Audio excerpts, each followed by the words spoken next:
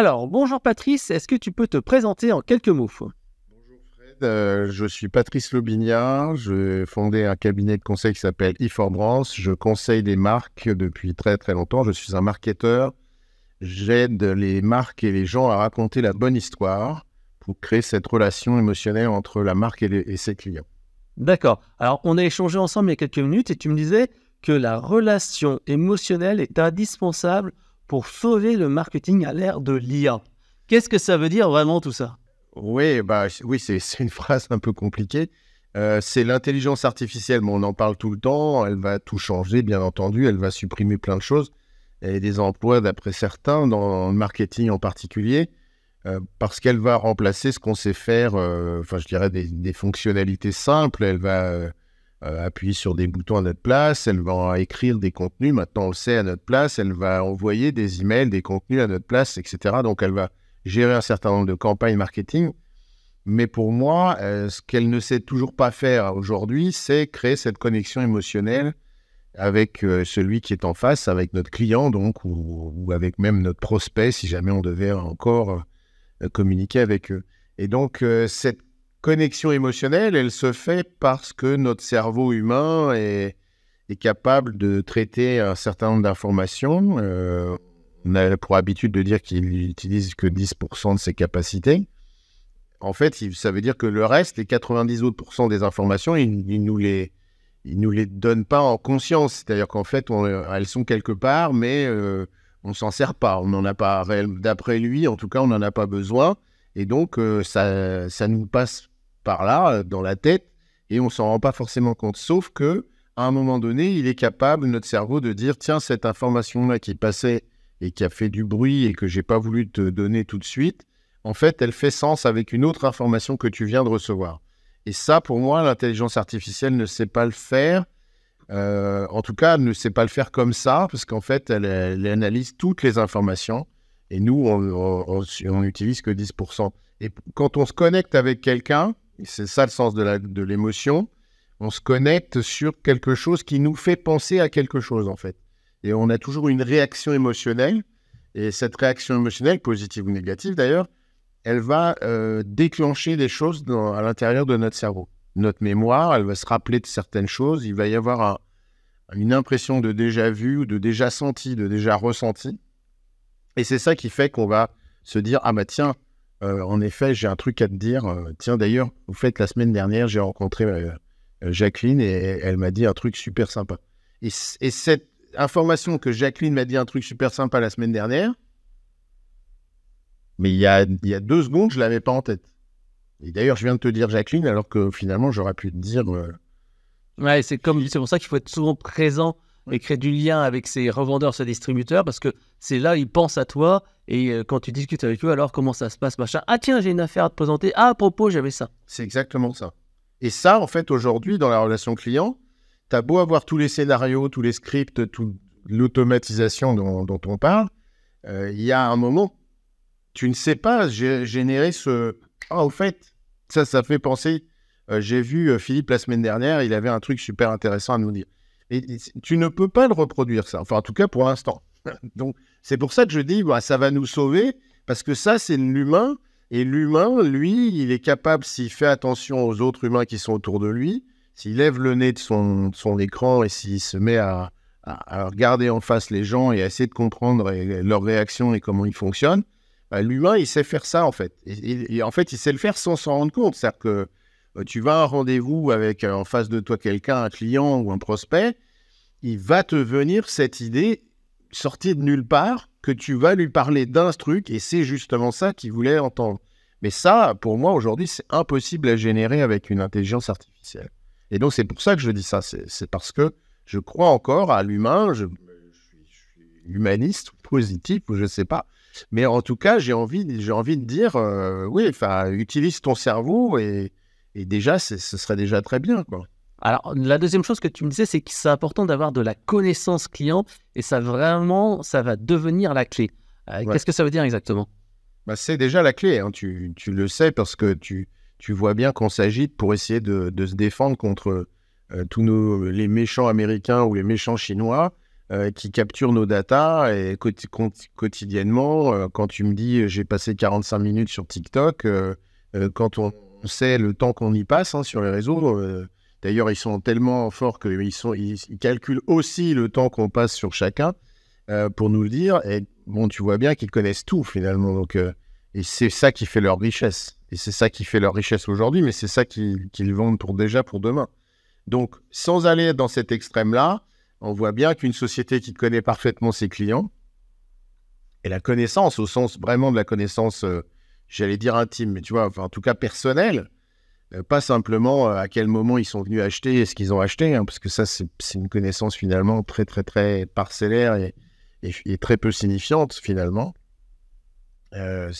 L'entreprise qui connaît très, très, très bien ses clients, elle sait mieux travailler avec eux, elle sait mieux leur parler, elle sait mieux leur proposer des nouvelles choses, elle sait mieux anticiper des changements, voilà, c'est ça, pour moi, c'est pour ça que je dis ça. Le marketing, c'est la connaissance du client. Enfin, on a dit depuis un moment, il faut être customer-centric, il faut mettre le client à la table du COMEX et pour qu'on comprenne comment il fonctionne. C'est exactement cette idée. Donc, on a beau avoir un CRM, en fait, ce qui compte, c'est pas d'avoir un CRM. Ce qui compte, c'est jusqu'à quel degré de finesse on va être capable de s'intéresser à la personne qui est en face de nous et à bien la connaître. Si on sait faire ça, on a forcément des résultats. Et l'économie de demain, c'est cette économie-là. C'est la finesse de la connaissance qu'on a sur nos clients. Là pour le coup, évidemment, l'intelligence artificielle pourrait nous aider à trier dans les informations, ne serait-ce que ça, et à d'autres choses. Mais je crois encore que c'est aussi une question d'analyse. C'est aussi une question de qu'est-ce qu'on fait avec cette information. Qu'est-ce qu'on fait de la connaissance. Pour moi, aujourd'hui, on doit aussi enrichir la connaissance de l'autre. C'est-à-dire que quand je suis une marque, ma mission, c'est aussi de créer de la valeur pour mes clients. Enfin, c'est d'abord ça, théoriquement.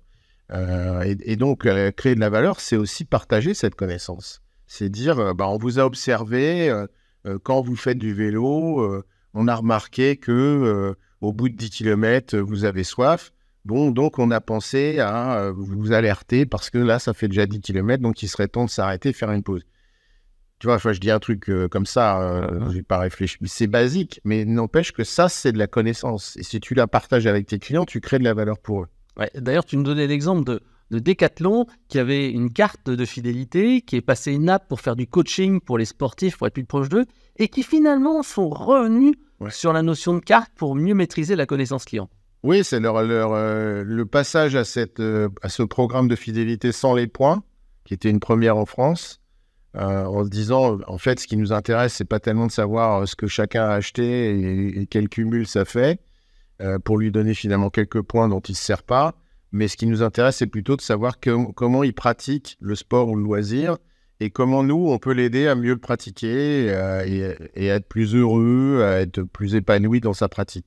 Et donc là, on s'est dit, finalement, il suffit de l'accompagner, on n'a pas besoin de points, on va lui dire, tiens, on est avec toi, avec une appli, on est tout le temps là, on va te conseiller, on va t'inviter, Bon, voilà, tu vas t'épanouir là-dedans. Sauf que, quand on fait ça, on perd tous ceux qui ont l'habitude d'avoir la carte pour avoir des points, même s'ils ne s'en servent pas, ils sont contents, ils font partie du programme, ils sont dedans, ils sont fidèles, en tout cas, c'est ce qu'on leur dit. Et donc, on les a perdus. Et donc là, la réponse est, oui, on a perdu la connaissance client. Ah bon ? Mais en fait, on l'a sur un plus petit nombre de gens, parce qu'on travaille avec eux, et on est auprès d'eux, mais on a perdu sur la largeur et sur la masse, et donc tous les autres, on ne sait pas trop ce qu'ils font avec nous. Donc on va remettre en place un programme de fidélité avec une carte, on gardera nos aspects d'accompagnement, mais on va aussi motiver nos clients à simplement interagir avec nous pour qu'on les connaisse mieux et pour qu'on continue de mieux les servir. Donc, on voit bien que la carte de fidélité, par exemple, c'est pas juste un outil qui permet de dire tu vas avoir des réductions, tu vas revenir acheter. Finalement, c'est pas tellement ça le vrai plus du programme de fidélité, c'est la connaissance client. C'est qu'est-ce que tu fais dans ta vie. Est-ce que pour toi, le sport, c'est du sport ou c'est un loisir ? Est-ce que tu joues une fois de temps en temps avec une raquette et une balle ou au ping-pong dans ton garage, ou bien est-ce que tu es un gars qui fait de la compète, quoi, ou une fille qui s'est inscrite pour devenir participants des prochains Jeux Olympiques. Tu vois, c'est pas la même chose. Et donc, en fait, c'est cette connaissance qui est intéressante. C'est pas le fait que tu aies acheté des produits. Enfin, je veux dire, bien sûr, c'est basique. On revient aux années 80 si on dit ça. Mais aujourd'hui, il faut dépasser ça. Aujourd'hui, si tu crées des nouvelles gammes de produits, on parle de Decathlon, si tu es capable d'avoir toutes ces marques produits chez toi, c'est parce que tu travailles avec les gens. Ils sont testeurs, ils te disent comment ça marche, ils te disent si dans la pratique intensive ça va ou ça va pas. Enfin, tu vois, c'est ça la connaissance. Ouais, comme tu disais, il y a d'autres magasins de sport que Decathlon. Et pourtant, ces magasins-là, ils sont vraiment dans la transaction, ils ne sont pas dans le relationnel. Et eux, ils sont en difficulté, alors que Decathlon, qui sait adapter ses produits, faire des nouvelles offres, eux, continuent en fait à être en phase avec leur marché. Oui, bien sûr, parce qu'ils sont enseigne préférée des Français depuis des années. Et en fait, c'est un résultat. C'est la conséquence des actions, d'être au plus près des gens, de travailler avec eux et de faire tout ce qu'on peut pour mieux les comprendre, pour mieux les connaître. Et trouver leurs problèmes, en fait, résoudre leurs problèmes avec des choses. Monter la tonte, la fameuse tonte 5 secondes, 10 secondes. C'est ça. Et alors, tiens, sur cet exemple, quand je discutais il y a quelques temps avec des responsables magasins, ils me disaient, oui, mais alors les gens maintenant, ils nous disent, oui, d'accord, c'est sympa, mais comment on fait pour la replier en quelques secondes aussi? Parce que là, on a plus de mal. Et à force d'entendre ça, ils se sont mis à travailler sur ça. Je veux dire, ils ont travaillé l'innovation dans l'autre sens, c'est-à-dire en se disant, ok, maintenant qu'elle est montée, il faudra la ranger, donc on va aussi t'aider à la ranger en quelques secondes. Et ça, c'est de la connaissance, tu vois, et c'est ça le moteur, enfin, l'innovation d'après. On a parlé, pendant le Covid, tu t'en souviens, du masque, là, et c'est pareil, les gens n'arrêtaient pas de dire, moi, en fait, le masque comme ça, tu vois, au bout d'un moment, j'en peux plus, quoi. Bon, et si on faisait un masque qui t'englobe ici, à ce moment-là. Tout le visage, voilà, c'est ça l'idée. Donc, tu vois, quand on dit comme ça, on raconte comme ça, on se dit, oui, c'est évident. Attendez, moi aussi, j'ai fait un peu de snorkeling, tu vois, j'ai regardé des poissons dans l'eau et j'en avais marre. Mais bon, personne ne l'a fait. Donc, c'est ça qui fait, à la fin, c'est ça la différence. Donc, les gens se disent, oui, ça, c'est la marque qui fait attention à nous, qui comprend nos pratiques, qui est avec nous. On pourrait l'avoir sur le terrain de sport avec nous, tu vois, ce serait évident, quoi. Tu viendrais avec ton coach Decathlon, voilà, ce serait normal. Pour les autres, malheureusement, non, ça l'a pas fait, quoi. Alors justement, une de tes mantras, c'est concentre-toi sur tes clients plutôt que de chercher sans cesse de nouveaux clients. Ça, c'est un discours qui n'est pas facile à entendre pour beaucoup de marketeurs et beaucoup surtout de directeurs commerciaux, dirigeants d'entreprise. Dis-moi en fait pourquoi pour toi c'est essentiel et c'est quelque chose qu'absolument un marketeur doit entendre. Je crois que le marketeur, alors tiens, on va parler B2B pour changer. Dans le B2B, finalement, tu le fais sans vraiment tu vois, c'est un peu l'idée que tu vas inviter tes clients à un petit déjeuner ou un after work et voilà, on va se parler entre nous, ça va être sympa, on va boire un verre. Oui, et pourquoi est-ce que c'est une pratique qui marche aussi bien? Parce qu'en fait, il y a deux raisons. La première, tu fais plaisir aux gens et tu fais attention à eux, donc ils sont contents de toi. Et ça va au-delà du contrat qu'ils ont signé avec toi, c'est autre chose. Et vous avez à ce moment-là une vraie relation, tu vois, de proximité, on va dire une relation émotionnelle, affective. C'est naturel. Et la deuxième chose que tu aurais remarqué si tu fais ça, c'est le même principe que l'apéro dont on parlait tout à l'heure, c'est que quand tu invites tes clients, quand tu invites les gens chez toi à l'apéro, c'est de la même façon, tes amis viennent avec d'autres gens. Hein, ils disent, tiens, au fait, je te présente. C'est exactement ce qui se passe. Et donc, en fait, si tu comprends qu'il faut d'abord s'occuper de tes clients et leur faire le plus plaisir possible, enfin, je veux dire, les inviter, les choyer, les chouchouter, enfin, tu le dis comme tu veux, forcément, ces gens-là vont dire à d'autres gens, oui, mais moi, tu comprends, mon choix, c'est de travailler avec Fred parce que sa boîte, c'est des gens extraordinaires. Et puis, d'ailleurs, la dernière soirée, il nous a présenté machin. Et ça, c'est la force de la recommandation, mais c'est aussi le sens de l'humain. C'est-à-dire que on est comme ça, on a envie d'aller vers des gens, on se sent bien, on fait attention à nous. Enfin, c'est l'idée du spa, tu vois. Tu devrais inviter tes clients au spa. Bon, c'est ça, en fait. Toutes tes réunions, ça devrait être le spa.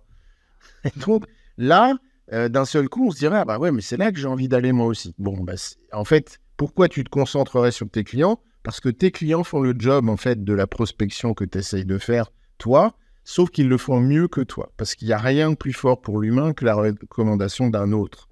C'est-à-dire d'un père, en fait, de quelqu'un qui est un tiers, qui n'est pas lui-même en train de dire, au fait, je suis le meilleur, moi c'est Patrice, vous devriez tous m'appeler parce que je suis un marketeur génial. Tu vois, je te le dis, la face caméra, ça ne va pas marcher. Mais si d'autres le disaient, d'autres ça crédibilise. C'est autre chose. Mais justement, le souci, généralement, quand on dit ça, et on en discutait tout à l'heure, c'est oui, je vais faire une matinée ou une soirée, un after-work avec mes clients, ça va me coûter, allez, 5 000 euros, mais ça m'apporte combien? C'est ça souvent qu'on dit, ok, tu vas dépenser 5 000, mais combien ça rapporte? Ça rapporte rien. Hein. Enfin, tout de suite, quoi. Mais ça rapporte en image, ça rapporte en relation. Tes fameux leads après lesquels tous les marketeurs courent parce que forcément ils se sont mis à dire aux commerciaux attends, t'inquiète pas, je vais t'apporter des leads, ça va marcher. Bah, en fait, ils viennent de là. Donc oui, ça va créer de l'image, de la recommandation, des leads et in fine du business. Mais je veux dire, tu ne transformes pas ton after-work en séance de signature de bon de commande, quoi. En fait, c'est ça ton problème, c'est que aujourd'hui, et tu vois, ça vient aussi du digital. C'est-à-dire qu'en fait, tu fais un after-work et tu penses que les gens vont signer un bon de commande dans la foulée. Enfin, dans la foulée, c'est-à-dire avant de partir, quoi. Ouais. Non, ça marche pas. Dans la vraie vie, c'est pas possible, quoi. Donc, c'est pas un clic, ça prend du temps. Oui, mais c'est initié, en fait. Ouais, et puis comme tu le disais, quelqu'un qui est content et qui t'a créé du relationnel, il va accepter de faire un témoignage client, oui. Et puis parler de ta marque, participer à une table ronde, et au final, tu nous l'as dit tout à l'heure, hein, dans le B2B, le premier outil qui est recommandé par les clients et les marketeurs, c'est le témoignage client, quoi, le Graal. Oui, c'est le premier outil, et de façon assez intéressante, alors que c'est une vieille pratique marketing, hein, j'ai envie de dire, finalement c'est ce qui marche le mieux. Et c'est normal, puisque à nouveau, c'est de l'humain, à nouveau, c'est de la connexion émotionnelle. À nouveau, ton client qui m'explique pourquoi tu es génial et pourquoi ta solution est géniale, j'ai envie de le croire. Parce que, je pense qu'il est, il est sincère, il est en train d'essayer de m'aider, en fait. Et c'est ce qu'on fait tous. Quand tu recommandes un restaurant à quelqu'un, c'est pour l'aider, c'est pas pour lui... Tu l'envoies pas dans un truc pourri, quoi. Tu vois, ton idée, c'est de lui dire... Et d'ailleurs, c'est finalement un impact social fort. C'est-à-dire pour toi, l'enjeu, c'est quand même de ne pas se tromper. Attends, tu veux quel genre de restaurant? Parce que, tu sais, je connais des restaurants... Cher, machin, gastro, ou alors très, très, très ethnique, ou alors, tu vois, plutôt friendly, comme ça, sur la terrasse. C'est pas la même chose. Donc, dès que tu as cette réaction, c'est bien parce que tu veux pas te tromper. Ouais. Donc, celui qui fait un témoignage client pour toi, il fait ça pour aider les autres. Bon, il fait ça pour t'aider toi aussi, mais il fait ça pour aider les autres à pas se tromper. Et c'est ça le sens de l'humain, du partage dont on parle depuis déjà longtemps. Alors, le réseau social, c'est la même chose. Si on parle du côté positif, hein, en général, on s'entraide. C'est ça l'idée. Donc, le témoignage client, bien sûr, ça marche. Alors là, on a parlé du marketing relationnel, mais c'est quoi le marketing d'aujourd'hui alors? C'est la question... oui. À 100 balles? Non, c'est la question finale, j'allais dire.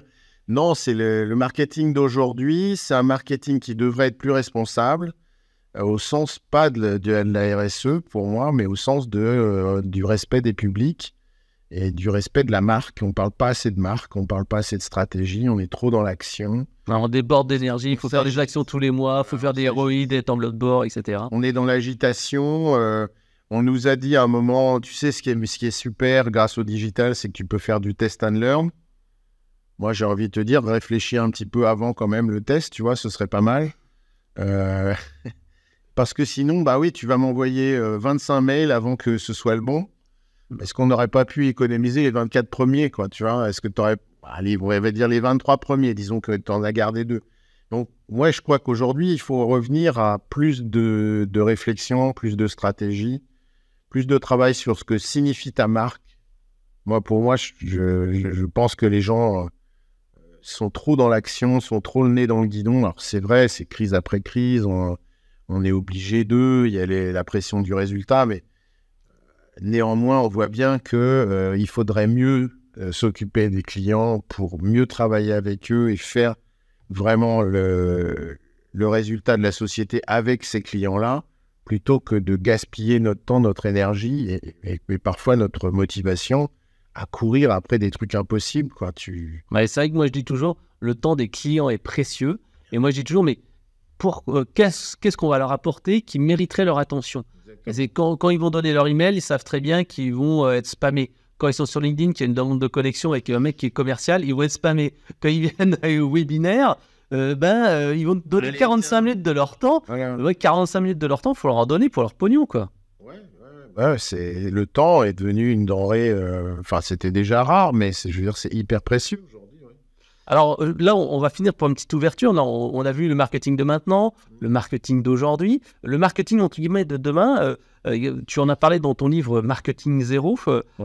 Ça veut dire quoi dans le marketing dans une période qui va arriver?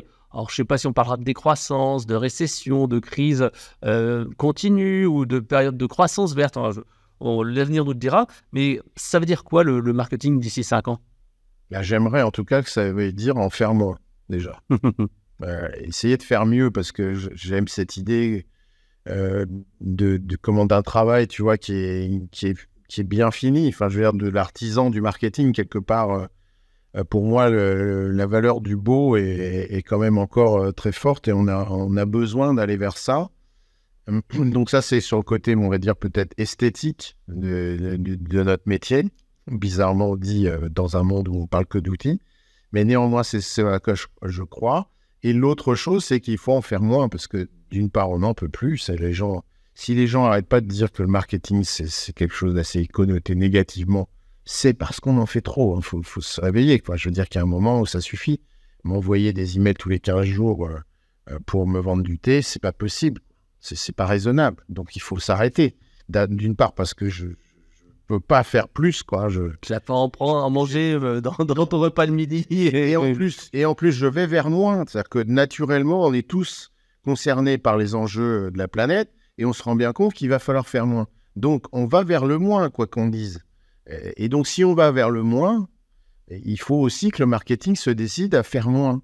Alors, il peut faire mieux, mais moins. Voilà. Et c'est ça, pour moi, l'enjeu principal. C'est extrêmement difficile, hein, parce que tu le vois, tiens, on parle de LinkedIn, tu le vois bien. Ah oui, mais si tu publiais qu'une fois par semaine, j'aurais moins de vues, j'aurais moins de likes, je serais moins bien noté par l'algo, et ainsi de suite. Donc, je dis, et si je publiais tous les jours? Là, j'aurais plus de vues. Oui, mais non, en fait. Parce que si tu publies tous les jours, tu finis par dire n'importe quoi, parce que t'as pas... tu dilues ton message, tu dilues ton expertise. Ta valeur, tu n'apportes pas, tu ne mérites pas l'attention de ton public tous les jours, quoi. Ouais. Faut se détendre, hein. Donc, t'en fais moins, mais mieux. Donc, t'envoies une newsletter là où t'en envoyais 3. Tu peux l'appliquer à tout ce que tu veux. Genre, tu me parles du webinaire. Tu fais un webinaire, dans 45 minutes, il y a du contenu, quoi. On n'est pas venu pour rien. Tu fais pas un webinaire toutes les semaines où, qu'est-ce que je vais dire, voilà. Ah oui, j'ai oublié de vous dire, alors tiens, je vais vous présenter quand même ce qu'on fait dans notre boîte. Non, on le sait déjà, tu vois. Donc, fais un webinaire de 15 minutes avec du contenu, fais un webinaire de 45 minutes avec du contenu. Fais pas un webinaire de 45 minutes avec 15 minutes de contenu, c'est pas possible. Et c'est pareil pour les conférences, et c'est pareil pour... pour tout ce que tu fais, qui est à destination de gens qui n'ont plus la capacité à absorber tout ce que tu proposes, tout ce que nous proposons, il y en a trop, donc ils choisissent, donc ils ont moins d'attention à t'accorder, il faut faire avec. Et c'est bien, parce que, à nouveau, si tu en faisais moins, tu te rendrais compte que le jour où tu fais quelque chose, tu as plus d'attention. Et ça, c'était avant. Avant, tu disais, je fais un événement par an, donc là, je vais quand même... je vais bosser. Mais c'est vrai que nous, aujourd'hui, t'en sais Summit, non, mais le Summit, par exemple, pour nous, c'est vraiment une fois par an, et on fait un gros effort de communication, on essaie de trouver les bons intervenants, de faire une thématique qui va vraiment être dans l'air du temps, et c'est vrai que c'est pas facile. Mais c'est un gros effort, C'est un gros effort, oui, mais On n'a pas dit que c'était facile, hein, le marketing. Alors justement, est-ce que tu peux nous en dire un petit peu plus sur ton livre Marketing Zéro? Alors parce que c'est un livre qui n'est pas tout à fait récent, mais qui est encore plus d'actualité avec cet esprit RSE, croissance durable, etc. Alors, Marketing Zéro, c'est un livre qui a 2 ans hein, maintenant. C'est 2 ans en juin, quoi. Et que j'ai coécrit avec Philippe Guillenec, qui est aussi un marketeur. Et notre idée, c'était d'abord de dire le marketing, c'est pas seulement du spam, du bullshit, de la manipulation, etc. Donc, est-ce qu'on pourrait faire un marketing qui soit positif, quoi, qui ait un impact positif à la fois sur, bien sûr, sur les entreprises, mais aussi sur globalement la société, enfin, tu vois, plus largement la société au sens de l'ensemble des acteurs de la société. Et comment on ferait? Bon, alors, évidemment, il y a cette idée du moins et du mieux, mais il y a aussi plein d'idées. On a exploré 4 inspirations, les 4 piliers du marketing, avec l'idée de prendre son temps, de réfléchir, de ne pas être obsédé par l'action pour l'action, de faire un marketing qui soit structuré, qui soit équilibré. On parle de plus s'occuper des clients, mais on n'a pas dit qu'il ne fallait pas non plus essayer de gagner des clients. C'est pas ça. Je veux dire, on n'est pas dans... C'est pas zéro marketing, c'est un marketing zéro. Ça, on reprend les choses et on se dit, est-ce que ce qu'on fait, est-ce que chaque action que je mène a du sens? Est-ce qu'elle crée de la valeur pour mes clients? Et cette action est cohérente avec la marque, ce que la marque explique faire, ce à quoi elle sert? Est-ce que si on le faisait, ça créerait de la valeur? Mais est-ce que si on ne faisait pas cette action, ça changerait quelque chose? Tu vois, ça, c'est une très bonne question. Ça, c'est une bonne question. Mais c'est une question qu'on ne traite jamais. C'est-à-dire que, enfin, trop rarement. Et si je ne le fais pas, qu'est-ce que ça change? Si ça ne change rien, ne le fais pas, en fait. Donc, voilà. C'est un peu le principe du reverse engineering, c'est-à-dire que tu repars de zéro. Mais ça, c'est compliqué. Dans les plans marketing, généralement, tu prends la même chose que l'année dernière et tu dis, bon, allez, je prends ça, je prends ci, et puis tu repars pas de zéro. Non. Mais non seulement tu repars pas de zéro, mais en plus, tu as cette facilité qu'on a tous à dire, oh, bah, ça a marché, tiens, on va le refaire. Oui, mais non.